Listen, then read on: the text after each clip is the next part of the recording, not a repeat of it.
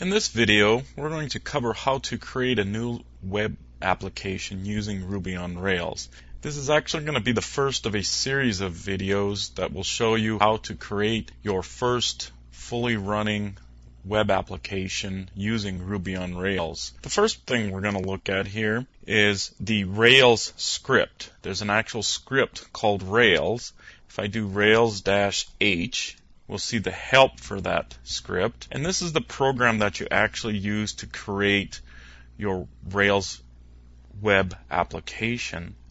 I'm going to scroll up here. There's several options that we can use when we call this application. First off, you can see the usage is you type Rails and then you give it the path to your application and a name. This last thing part here is still your part of your path, but it's a name that you give it, and you can put this path anywhere. If you just give it a name, which is what I'll do in a second when I show you, you'll see it creates the web applications directory in the immediate directory that you're calling this command from. And then after that, whatever options you want to call. There's several options. One is a -r. You can tell it where your Ruby binary is located if it's not in a place that's currently accessible by your path environmental variable. Secondly, you can tell it which database you want to use. By default, it'll use MySQL, but you can switch this to Oracle. And essentially what this does is set up in a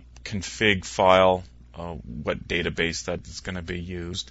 The next option is the freeze command, which will actually copy the Rails files from your library into the vendor folder. The default is false not to do that, so you're using the files from the regular library. There are some other general options. Prepend, run but do not make changes. Force will actually overwrite any files that are already there. Skip will skip files that already exist. Quiet will suppress any output. T will help you do any debugging if there's some problems. H will show this message.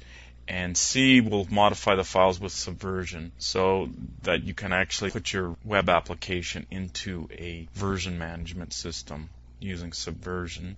So it gives a little bit of description. This command creates a new Rails web application with a default directory structure and configuration at the path you specify. They give it a little example here of Rails and then a path. And the important thing to realize is that this generates a skeleton of your Rails application. You will need to go in and add code to make it do what you need that web application to do. So let's go ahead.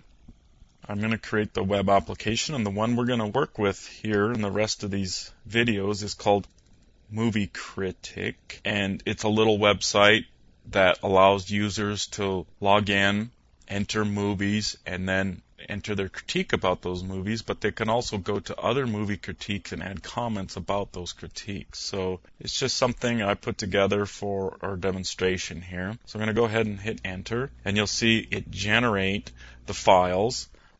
Now if I do a list, you'll see located right here this Movie Critic folder. If we go into the Finder,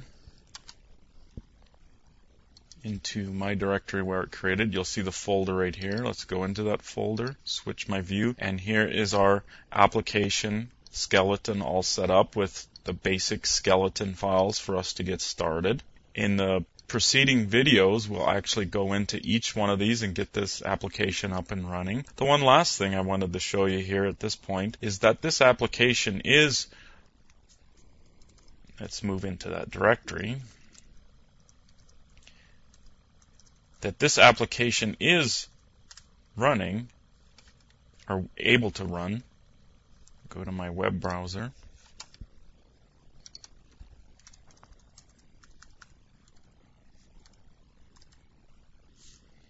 And we'll just call it up.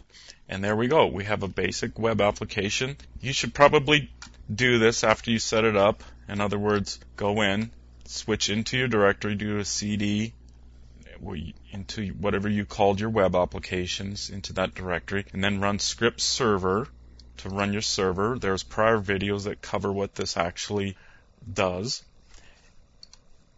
And then once you've done that, go ahead and run it and access this URL 0000:3000. This is your web application. It's a basic screen that comes up.